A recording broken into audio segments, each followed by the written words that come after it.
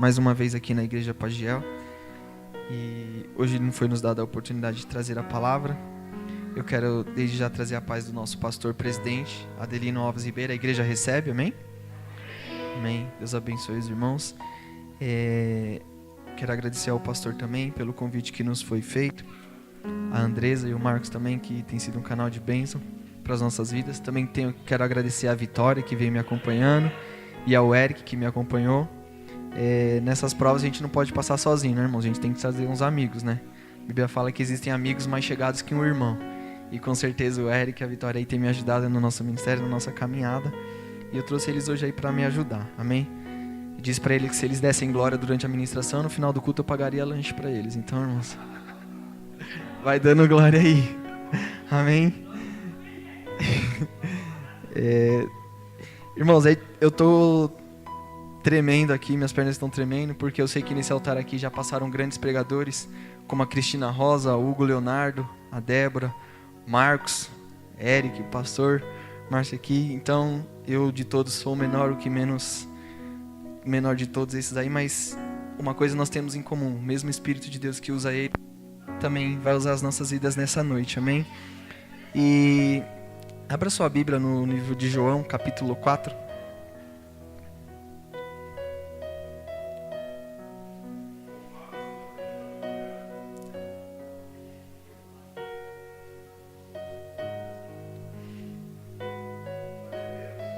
João capítulo 4, verso 10. Diz assim: Jesus respondeu e disse-lhe: se tu conheceras o dom de Deus, e quem é o que te diz, dá-me de beber, tu lhe pedirias, e ele te daria água viva. Amém? Somente esse versículo, eu costumo dizer que o que o ministro, o pregador mais deseja é que quando ele chega na casa do Senhor para ministrar a palavra de Deus, a palavra seja confirmada através de outras bocas. E logo na devocional, o Marcos leu um texto, e o texto dizia: há um rio cujas correntes alegram a cidade de Deus, lugar santo das moradas do Altíssimo. E o que o Espírito Santo de Deus colocou em meu coração nessa noite é para a gente falar sobre águas, irmãos. Eu tenho certeza que Deus vai falar ao seu coração. Há um tempo atrás, eu estava voltando de São Paulo, e o Espírito Santo falou comigo ao meu coração dentro do meu carro e falou assim: Paulo, o que você tem visto? O apóstolo Paulo, ele ouviu coisas inefáveis. João viu a Nova Jerusalém, a cidade santa. Moisés viu a glória de Deus. Moisés viu a sarça ardente. Moisés viu o mar vermelho se abrindo. E você, Paulo, o que você tem visto? E eu fiquei um pouco constrangido naquele momento. Mas eu peguei meu caderninho, a caneta, e eu comecei a escrever na ministração que Deus me deu. Mesmo sem receber um convite, mesmo sem ter a oportunidade de ministrar, eu escrevi a ministração. E quando foi à noite, uma irmã de uma congregação nossa falou: Paulo, você vai ministrar no culto dos jovens. Eu falei: amém. E semana retrasada, eu tinha ido levar um amigo meu na empresa Móveis Bartira aqui. E ele entrou para fazer os exames, eu estava dentro do estacionamento. O Espírito Santo falou ao meu coração: pega seu caderno, sua caneta, que eu vou te dar uma ministração. E dentro do meu carro mesmo, eu catei e comecei a escrever a ministração. Comecei a escrever tudo aquilo que o Espírito Santo colocou ao meu coração. E guardei aquela palavra. Eu fiquei muito feliz, porque grande foi a revelação que Deus trouxe ao meu coração. E passou uma semana e meia, o pastor Márcio me chamou para ministrar a palavra do Senhor. O que eu estou querendo dizer com isso, irmãos? Já quero liberar uma palavra profética para a sua vida. Você quer ser um pregador da palavra de Deus? Você quer ser um ministro? Você quer ser um tocador na casa de Deus? Você quer ser um cooperador na casa de Deus? Comece a se comportar como um antes mesmo da oportunidade de chegar à sua vida. Comece a se comportar como tal, porque com certeza a oportunidade vai chegar para a sua vida. Aleluia. E o Espírito Santo colocou essa palavra em meu coração, João capítulo 4. E para nós entendermos isso, eu quero começar falando algumas coisas. Antes mesmo, eu quero dizer que estar aqui ministrando hoje, pastor, é uma promessa de Deus. Porque algum tempo atrás, Deus usou uma criancinha de 8 anos para apontar o dedo na minha cara e falar assim: Paulo, você um dia vai pregar lá na Igreja Pagiel. Eu não dei muito crédito para aquela criança, não. Era 8 anos de idade, eu não dei muito crédito. Eu virei minhas costas e saí andando. Mas era o Espírito Santo de Deus falando através da boca daquela criança. Ela cheia de autoridade falou assim: você vai me deixar falando? Eu falei: é Deus. Aí eu virei para ela e ela começou a falar: você vai ser usado, Deus vai te usar no ministério da palavra. E hoje é uma promessa de Deus se cumprindo na minha vida. E eu estou muito feliz de estar aqui, porque Deus, ele ainda cumpre promessas. Não demora, a promessa de Deus não demora. A promessa de Deus acontece no tempo certo. E eu vi uma palavra que diz assim, que demora tempo demais para Deus fazer as coisas de repente.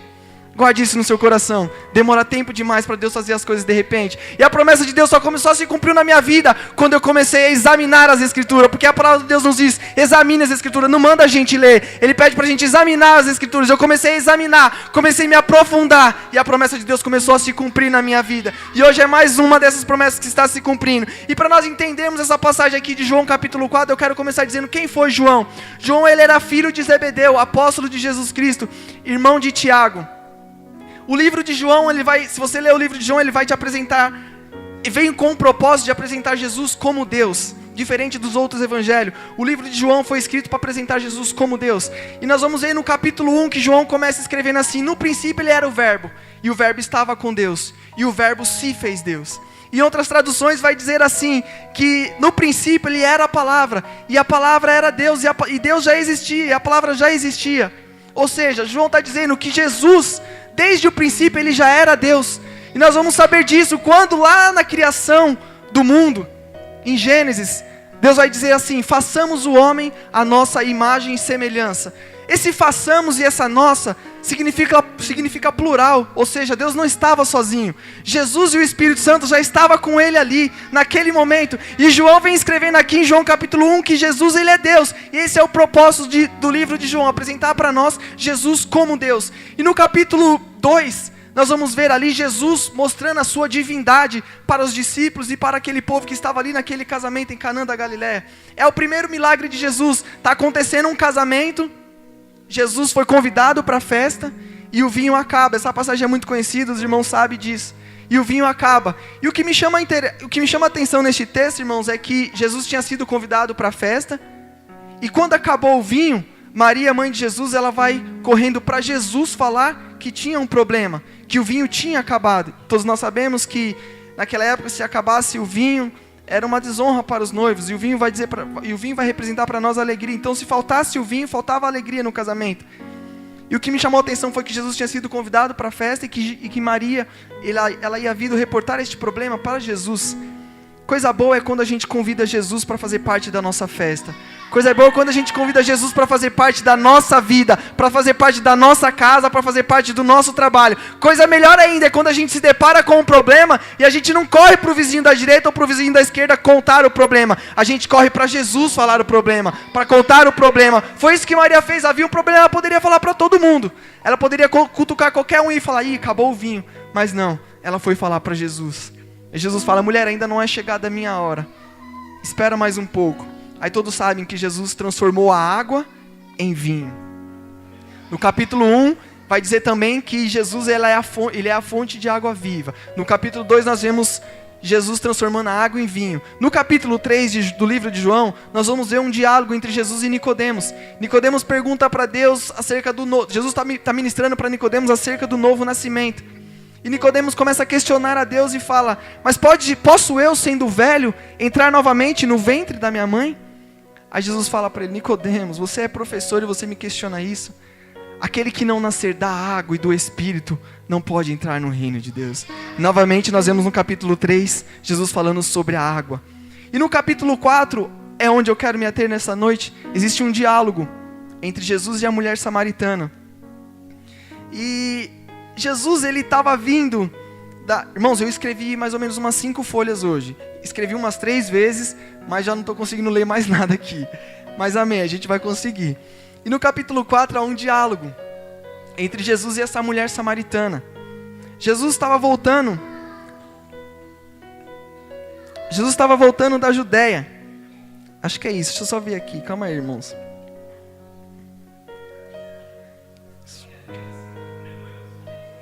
Isso, Jesus tinha ido a Jerusalém por ocasião da Páscoa. Em seguida ele deixa Jerusalém e viajou pela Judéia a caminho da Galileia. E nós vamos ver que a rota para ir para a Judéia, a rota para ir para a Galileia, a rota por Samaria era a rota mais próxima. No versículo 4, se eu não me engano, vai dizer: e era necessário passar por Samaria. Então Jesus, cansado de toda a caminhada, de toda a obra que ele havia fazendo, ele preferiu pegar esse caminho mais perto para ir para a Galileia, preferiu passar por Samaria. Por volta de meio-dia, Jesus chega até o poço de Jacó. Jesus estava cansado, meio-dia, o sol deveria estar aproximadamente uns 40 graus, imagino eu. Jesus um pouco cansado, ele senta ali perto daquele poço de Jacó. em uma cidade chamada Sicar. E vem essa mulher tirar água do poço. Só que o costume de tirar água daquele poço era sempre de manhã ou à noite, devido ao sol, para que evitassem o sol. Só que essa mulher samaritana, ela vai ao meio-dia. Imagino eu que para evitar alguns comentários, para evitar algumas acusações que ela poderia ouvir. Por quê, Paulo? Porque essa mulher, nós vamos ver, se vocês lerem um texto, nós vamos ver que ela tinha sido casada 5 vezes. E a Bíblia vai dizer que o marido que ela tinha agora não era dela. Ou seja, essa mulher estava em adultério. Ela estava com uma vergonha sobre a sua vida. E talvez se ela fosse no mesmo horário em que as demais mulheres estavam indo buscar água naquele poço, talvez ela poderia ouvir algumas piadinhas, talvez ela poderia ouvir algumas acusações. Por quê? Porque hoje o que nós mais temos são pessoas que querem tomar o lugar de Deus e julgar a nossa vida. Hoje o que nós mais vemos são pessoas que falam: Deus, você não é capaz de julgar, deixa eu julgar o meu irmão. Só que Jesus, irmãos, Jesus não é assim. Jesus, ele não é assim. Jesus, ele é amor. Jesus, ele é graça. Jesus, ele é perdão. A palavra do Senhor vai nos dizer que ele veio para o que eram seus, e os seus não os receberam, mas todos aqueles que receberam, deu-lhes o poder de serem chamados filhos de Deus. Então com certeza Deus deu o poder para aquela mulher para ser chamada filha de Deus. Jesus sabia da vida daquela mulher, e quando ele se assenta ali perto do poço de Jacó, aquela mulher chega, e Jesus fala assim: dá-me de beber. Aí o que eu acho interessante é que aquela mulher fala assim: você não pode falar comigo, porque eu sou samaritano. Mas por que os judeus não poderiam falar com os samaritanos? Para a gente entender isso, nós temos que voltar um pouquinho na história. Após a morte do rei Salomão, não lembro que ano antes de Cristo, houve uma briga entre os seus filhos, Jeroboão e Roboão. E o reino se dividiu. Jeroboão foi para o sul, para o norte da Galileia com 10 tribos. E Roboão foi para o norte com 2 tribos. E quando o reino de Samaria foi derrotado pelo rei da Assíria, alguns povos pagãos foram morar em Samaria. E ali houve muitos casamentos mistos. Muitos casamentos com povos pagãos, com os que eram judeus que moravam ali em Samaria. E pela lei de Moisés, isso era proibido. Não poderia. Então por isso os judeus consideravam o povo samaritano, não consideravam eles judeus 100% devido a esses casamentos mistos. Então por isso os samaritanos, os judeus não conversavam com os samaritanos. Só que Jesus, ele vem na contramão do mundo, ele vem para quebrar regras. Então Jesus está ali e aquela mulher fala: dá-me de beber. Jesus fala: dá-me de beber. E aquela mulher: você não pode falar comigo. Aí Jesus fala para ela no verso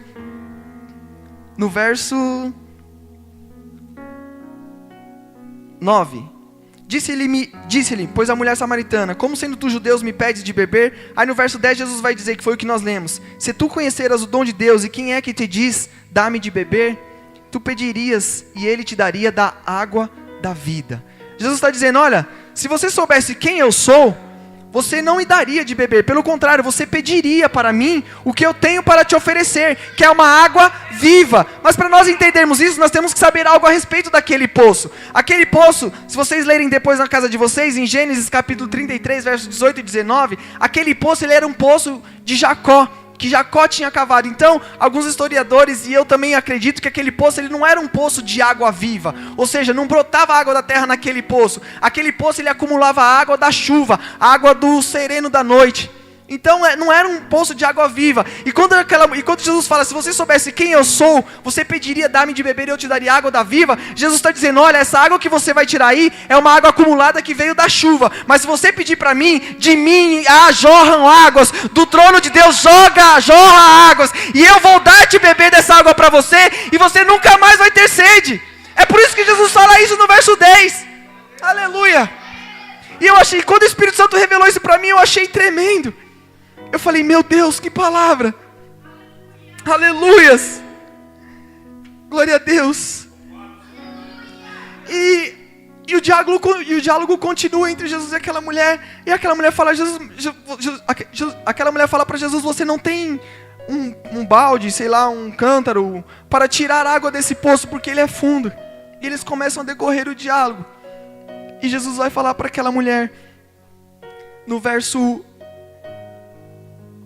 12: se tu não tens com quem tirar, o poço é fundo, onde pois tem água viva? A mulher fala para Jesus, e no 12 Jesus fala: E ela fala: és tu maior do que Jacó, nosso pai, que nos deu o poço, bebendo ele próprio dele, e os seus filhos e o seu gado? Jesus responde para aquela mulher e disse: qualquer que beber desta água tornará a ter sede, mas aquele que beber da água que eu lhe der nunca terá sede, porque a água que eu lhe der se fará nele uma fonte de água a jorrar pela vida eterna. Disse-lhe a mulher: Senhor, dá-me dessa água, para que não mais tenha sede, e venha aqui tirá-la.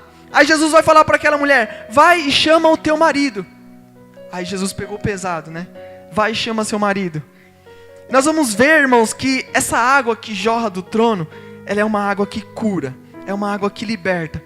Paulo, o que você está querendo dizer? Eu estou querendo dizer que o mesmo João que escreveu esse livro aqui, que vai nos apresentar que vai nos apresentar Jesus como Deus, que vai narrar esse diálogo aqui entre Jesus e essa mulher samaritana, esse mesmo João, Deus pega ele, arrebata em ele espírito, lá no livro de Apocalipse, lá na ilha de Patmos. Esse João é tomado pelo espírito, e ele ouve uma voz como um som bem forte de uma trombeta, que fala para ele: João, sobe aqui.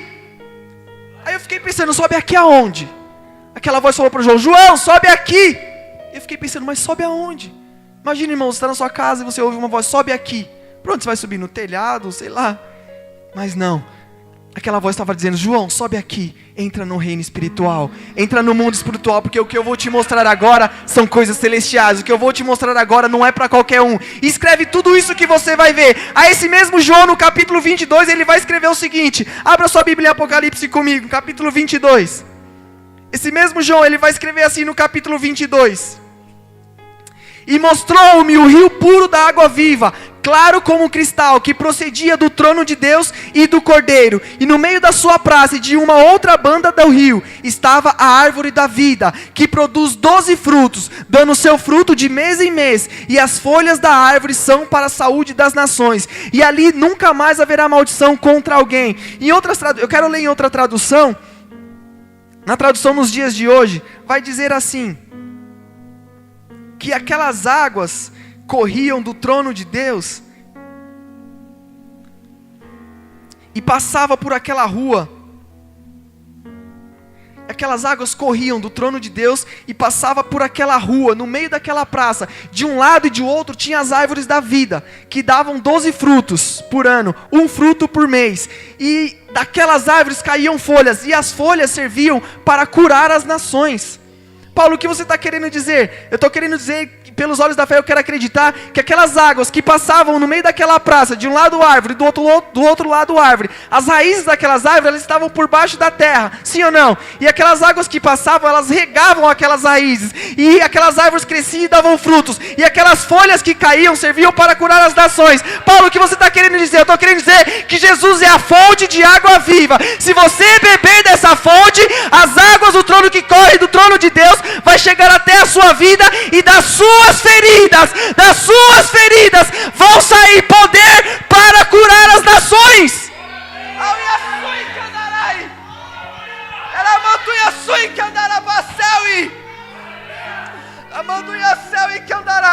Tem crente hoje aqui que precisa beber da água da fonte da vida, para que das suas feridas saia o poder para curar as nações, para curar este bairro, para curar o seu vizinho, para curar a sua família. Mas é necessário você beber, é necessário você deixar a sua vergonha. Quando Jesus fala para aquela mulher: vai, chama o seu marido, Jesus está tocando na ferida, Jesus está tocando na vergonha daquela mulher. O motivo dela ter ido cedo, dela ter ido meio-dia buscar água, Jesus está tocando na ferida. Sabe o que aquela mulher fala? Voltando lá para João, Jesus fala para ela: vai e chama o seu marido. E ela fala: não tenho marido. Jesus fala: disseste bem, porque já teve 5, e o que tens agora não é seu marido. Aí a mulher vai reconhecer que Jesus é um profeta. Ela vai reconhecer que Jesus é profeta. E no decorrer do texto nós vamos ver que aquela mulher, ela deixou o balde dela, o cântaro, como vocês querem que seja, o que quer dizer nessa noite. Ela deixou o balde dela lá, que ela usava para buscar água. E ela foi até a sua cidade anunciar que havia um profeta, que ela tinha encontrado Jesus. Um Jesus que mudou, que curou, que falou sobre o que ela estava passando. Aleluia. E é isso, a fonte de água viva, ela corre do trono de Deus e ela cura as nossas feridas. Quando aquela mulher entendeu que Jesus era o Cordeiro, ela bebeu daquela água, deixou a sua vergonha, deixou o motivo da sua vergonha ali e foi anunciar Jesus. Ela teve encontro com Deus, bebeu da água da vida, deu fruto porque ela foi anunciar a palavra de Deus lá. E no decorrer do texto nós vamos ver que muitos lá vieram conhecer Jesus através das palavras daquela mulher. E cumpre-se o que está escrito lá em Apocalipse 22, que daquelas folhas saía poder para curar as nações. Cumpre aqui na vida dessa mulher. Ela encontrou Jesus, deixou a sua vergonha lá, deixou o seu balde lá, foi anunciar Jesus, foi anunciar a palavra. E muitos vieram conhecer Jesus, porque deram testemunho do que ela havia falado lá. E no decorrer do texto alguns vão dizer assim: olha, agora nós conhecemos Jesus não mais pelo que você nos anunciou, mas agora nós conhecemos Ele, nós vemos Ele. A mesma coisa que Jó vai dizer: antes eu te conhecia só de ouvir falar, mas agora os meus olhos te veem. O que Jó está querendo dizer com isso aqui? Jó está dizendo assim: olha, antes eu conhecia Jesus porque eu ia na igreja Pagiel e o pastor ministrava, porque eu ia na escola dominical na escola dominical e o pastor ensinava. Mas agora eu conheço Jesus porque eu aprendi a andar com Ele. Agora eu conheço Jesus porque eu saí do raso. Agora eu conheço Jesus porque eu mergulhei. Agora eu conheço Jesus porque eu tenho experiências com Ele. Ei, irmãos, está na hora de nós crentes parar de viver no raso e ter experiências com Deus, irmãos. Está na hora de a gente mergulhar mais fundo, mais fundo, mais fundo, porque a palavra do Senhor é uma fonte inesgotável a nos ensinar. Aleluia! Quando a gente começa a examinar as escrituras de Deus, é algo tremendo. Se você está lendo a Bíblia de Deus, eu quero falar para você: pare. E a partir de hoje você começa a examinar. Paulo, o que é examinar? É examinar, é começar a questionar. É ler um texto aqui, buscar referência, buscar quem escreveu aquilo, por que escreveu aquilo, da onde veio aquilo. Eu tenho um amigo meu lá em Mauá lá, ele entende muito da palavra de Deus, entende muito. O Frank, ele faz parte do nosso projeto lá. E eu aprendo muito com ele, eu sempre tiro minhas dúvidas com ele. E ele fala: Paulo, você tem uma forma curiosa de ler a palavra. Porque você lê a Bíblia questionando, você lê a Bíblia se perguntando. Eu não questiono a palavra de Deus, eu acredito em tudo que está escrito aqui. Eu aprendi com o meu pastor Adelino Alves Ribeiro, um dia ele falou assim: irmãos, na palavra de Deus está escrito que a baleia engoliu Jonas. Jonas ficou 3 dias no ventre da baleia. Mas se na palavra de Deus tivesse escrito que Jonas havia engolido a baleia, eu também acreditava. E eu também acredito nisso. Se tivesse escrito aqui que Jonas engoliu a baleia e a baleia ficou no estômago de Jonas 3 dias, eu acreditava. Por quê? Porque a palavra de Deus, ela é vida. A palavra de Deus, ela é verdadeira. E foi pela palavra que Jesus criou tudo. Foi pela palavra que Deus criou tudo. Deus disse: haja luz e houve luz. Haja separação entre a terra, entre as luzes e as trevas, e houve separação. Foi pela palavra, irmão. Então nós temos que acreditar nessa palavra, que é dessa palavra que nós vamos ser confrontados, conformados, que essa palavra produz em nós uma metanoia. Paulo, que é metanoia? É uma transformação de mente, é uma mudança de mente. Que essa palavra produz em nós uma mudança de mente, tal essa, capaz de nos fazer entender a divindade de Jesus, saber que dele jorra a fonte de águas vivas, prontas a curar as nossas feridas. Semana passada eu dizia aqui que Deus não tem problemas com as nossas fraquezas, mas nós temos que mergulhar no Rio Jordão. Deus não tem problemas com as nossas debilidades. E o apóstolo Paulo vai dizer que ele não tem nada a se gloriar. Não tem nada a se gloriar a não ser as suas fraquezas. Mas de uma coisa ele sabe, que quando ele está fraco, aí é que ele está forte. Porque é a sua graça, somente a graça de Deus é que nos basta. Somente a graça de Deus é que nos basta. Quando ele está fraco, aí ele é forte. O que você está querendo dizer? Estar é uma condição. Ser é o que você é, a identidade. Então, ou seja, quando eu estou fraco, quando eu estou na condição de estar fraco, não define quem eu sou. Eu estou fraco neste momento, mas eu sei quem eu sou. Eu sei em quem tenho crido. Eu sei que o meu Redentor vive e por fim se levantará a meu favor. Aleluias! Irmão, se você está passando por um momento de debilidade, de fraqueza, isso não define quem você é. Paulo vai dizer lá em Romanos, ele vai começar a escrever no Romanos, no capítulo 8, assim: nenhuma condenação há para aqueles que estão em Cristo e que não vivem mais segundo a carne, mas que vivem segundo o Espírito. Está na hora da igreja andar em Espírito. Está na hora da igreja esquecer a vida terrena e entrar no reino espiritual. Aleluias! Se coloque de pé. leve. Vem aqui, Marcos, me ajuda. Aleluias!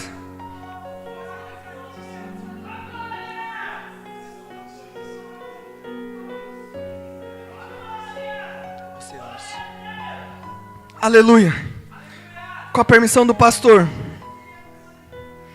eu quero pedir para você, somente você, que Satanás tem te acusado, Satanás tem te criticado, Satanás tem dito para você que você não é digno de estar na casa de Deus, porque essa é a função dele, acusar, colocar os nossos pecados na nossa cara.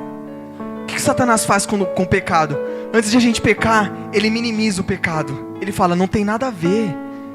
É só isso, não tem nada a ver. Ele minimiza o pecado. Aí quando você peca, ele maximiza.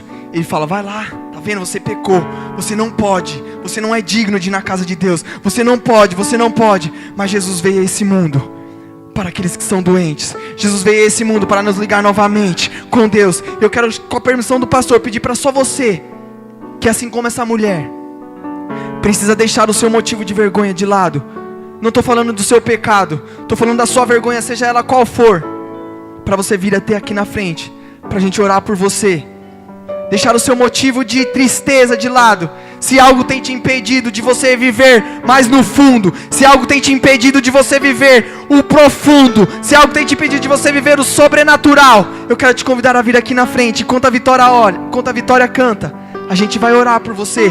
E nessa noite eu tenho certeza que as águas que jorram do trono de Deus, que cura as feridas, vai descer sobre a sua vida, vai curar as suas feridas, vai curar a sua vergonha. E das suas feridas, guarde isso, irmãos. Vocês que estão aqui na frente, olha para mim. Olha para mim. Das suas feridas, das suas feridas, das suas feridas sairão poder para curar os seus familiares, os seus vizinhos, os seus parentes, esta geração. Mas você precisa tomar posse dessa palavra. Aleluia.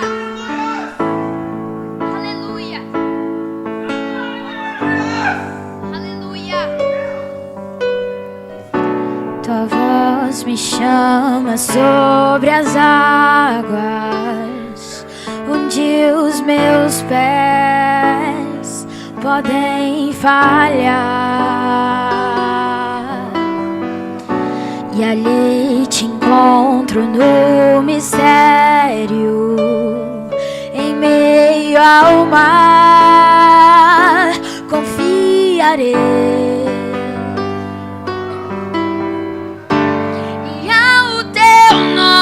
Clamarei, e além das ondas olharei. Se o mar crescer, somente em ti descansarei, pois eu sou teu e tu és meu.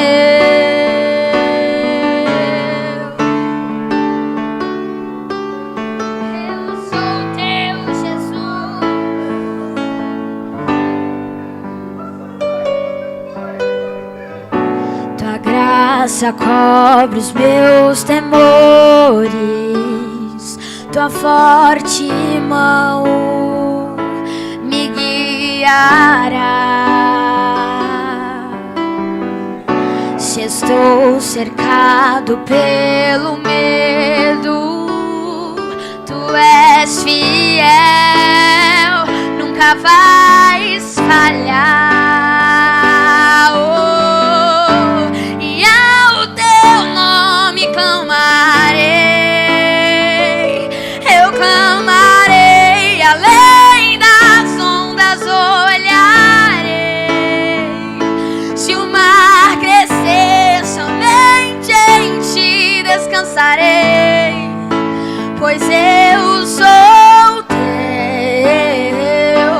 e tu és meu, pois eu